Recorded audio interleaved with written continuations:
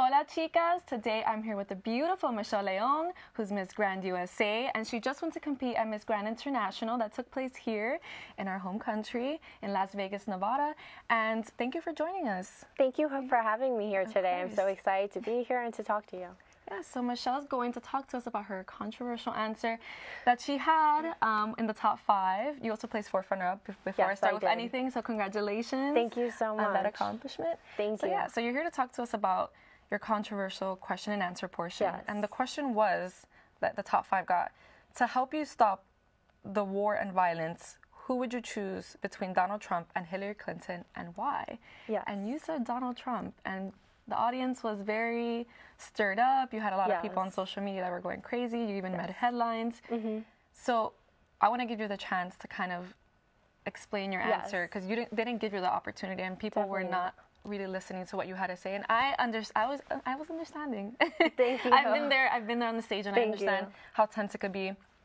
But I understand what you were trying to say, and I'm giving you I want you to have the opportunity to clarify to everyone. So actually I started with my answer as, believe it or not, I would pick Donald Trump, because I decided, well, people aren't going to believe what I'm going to say, but wait until they hear what I'm going to say and why I would pick Donald Trump. The question was why we would pick someone to spread our message with on Stop the War and Violence, not who we would vote for. So in my personal understanding, just like Hillary, just like Trump, and many other presidential debates, we are always not so, we don't always agree with every little thing that they have to say. So there, of course, have been things that Donald Trump has said that I have not been that I do not totally agree with. So because of that, I would have loved to speak to him, share my message with him, and share my thoughts with him on why this is so important. And maybe he could take it, understand it, just like my message that I spread on Stop the War and Violence. It's based on understanding and communication. And maybe if he could understand it, he could use his communication and his power to be able to spread his message in a positive way and not a negative way that would affect people. So you're basically to reiterate, what you said, it's that if you can get Donald Trump to believe in peace and ending war, then we can get more people on board to believe that. Definitely. Well, see, that's that's more clarifying. See, and I love that you clarified the question, because people hear that and they think right away, oh, she said Donald Trump, so that's who she's voting for, and that's not what they asked. Yeah, and it was very upsetting, just because like that moment on stage, like you're very nervous because like you have the judges and like you're just a few steps away from the crown, and you're like, wow, this is gonna like make me or break me. And at that moment, like just seeing everyone and like people started booing, and I was like, in my head, I was like, okay, people are booing, some judges are smiling, people are looking at me and watching me around all the world. I was like, I'm just going to continue my answer, because no matter what's going on, I want to be able to leave the stage not standing there being quiet, but speaking out, and somehow they'll be able to listen to me later on, just like people did hear me around the world. Maybe not in the actual stadium, but they did hear me. And what was your mentality right after you answered the question and you had people booing you? Well, after I answered my question, there were so many people booing that I had my mom there, and I had Eduardo, my stylist, Chantel, my director, Catherine, like all my team there and everything. So I looked over to them, and I'm like, okay, they'll tell me like if it was good or if it was bad. But they actually didn't hear me either, because of so much noise that was going on. That after they came up to me and they were all asking me like, Michelle, what was your answer? What did you say up there? Because no one heard me.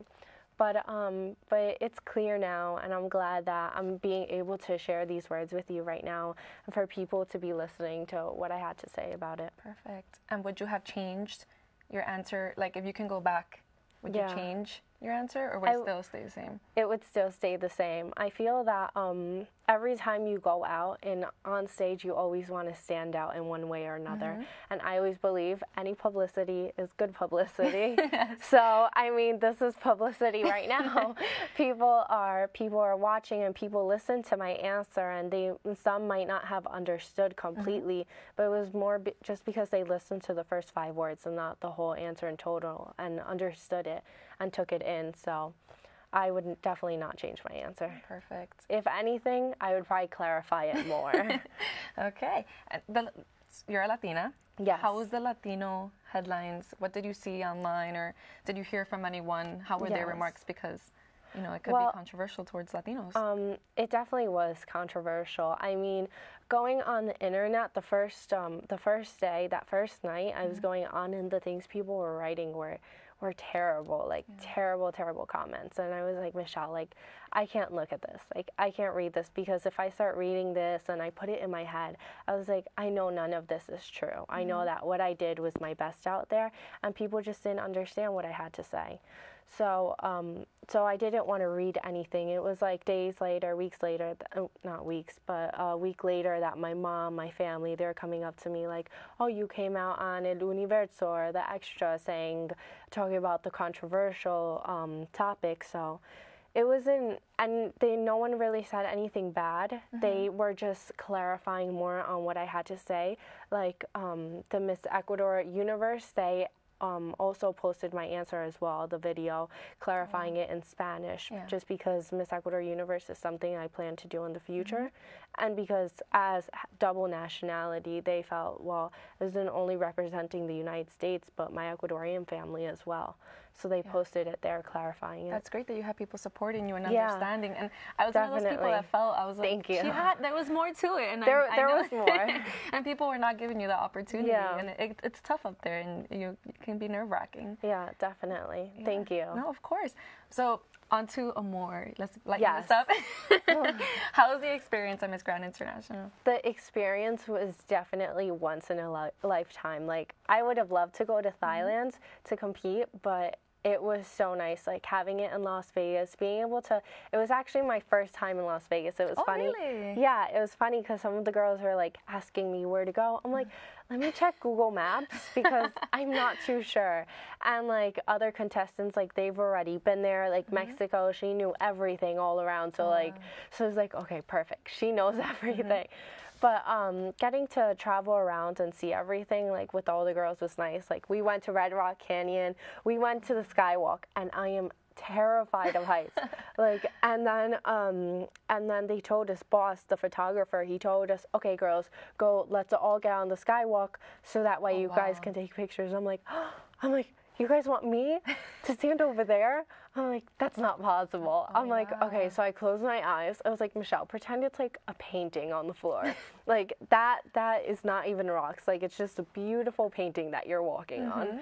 So, like, I wasn't even looking down, but then I got the hang of it, and I liked it. And you faced your fears. Yeah, I did face my fears in several ways throughout the whole competition. So. And every time that you kept making it into a new, semi-finalist, how was it feeling? I was feeling like, oh my goodness, like, I couldn't believe it. Just because United States the year before, they came out up to top 20, and I know the competition was so strong. Like, the girls, it wasn't even like the girls, but their message and how they related to the pageant. Like, South Sudan, she was in a refugee camp. Like, how more closer can you get to the organization than that? Like, how much more powerful of a message that you'd want to spread better than that, you know? Like, so it was the competition, like, the girls, their messages, and that was another thing, like, getting to speak to all the girls, getting to listen to them on how they relate and how they want to stop the war and violence was really special to me. And I literally made lifelong friends. Like, I made friends with Peru, Thailand, my Thai fans, thank you so much. Lakna, choop choop. Oh, look at you. Yeah, I learned like a little bit of that, yes. That's so that means I love you guys, kiss kiss. And then, like, Mali always calls me Bapaileo, because throughout the whole competition, we would be in practice at like 1 o'clock, like, still practicing, rehearsing the dance moves. And we would have so much coffee that we started getting a little crazy. Like, we were just bursting with energy. So we came up with this thing that was like babaileo. And she was like, Michelle, like, you're too babaileo right now. Like, no more coffee. Or it would be her. It would either be her or me. And then we had Peru that I made like really good friends with. And Dominican Republic, Lucerdo. I wouldn't like be able to express how good of a pageant sister she was. She was I'm Dominican. So. Yeah, she was an amazing pageant sister. Like, I remember once I lost a key card to my room, and she literally sat with me for 30 minutes outside of my room, just waiting for the security to come. And when people think of pageants, they think like that girls are fighting and they're tense and it's like catty. Like, let me go get her. No. Definitely not like that. So there was no fights. There was no cattiness. No, backstage. Definitely not. No and even pulling of hair. none that I saw. I don't think so. But aside from that, like, my roommate was great too. I was like looking forward to meeting my roommate. I was like, I hope she's like fun and cool, and she definitely was all that. She had like these special chocolates that she brought from New Zealand, and I'm like crazy for candy, so it was delicious, and she was great too. Perfect. Well, thank you so much, Michelle, for joining us today. Thank and talking and clarifying your answer and being brave enough to stick to it and talking to us. So thanks so much. Thank you so much for having me here today. Everyone for watching, and stay tuned for more. I want to give, a special shout out to Silvio. He is the designer who designed my awesome outfit today. It's beautiful. And thank you. It's beautiful. And Marita, she actually hand painted the skirt, but it was designed by him, and he added some crystals. So I did not see that detailing. Yeah. So it was a beautiful job that they both did, and I just wanted to say a special thank you to them for today. Of course. It's a beautiful outfit, so great job. Thank you. Thank you so much for tuning in, guys, and stay tuned for more on Chica.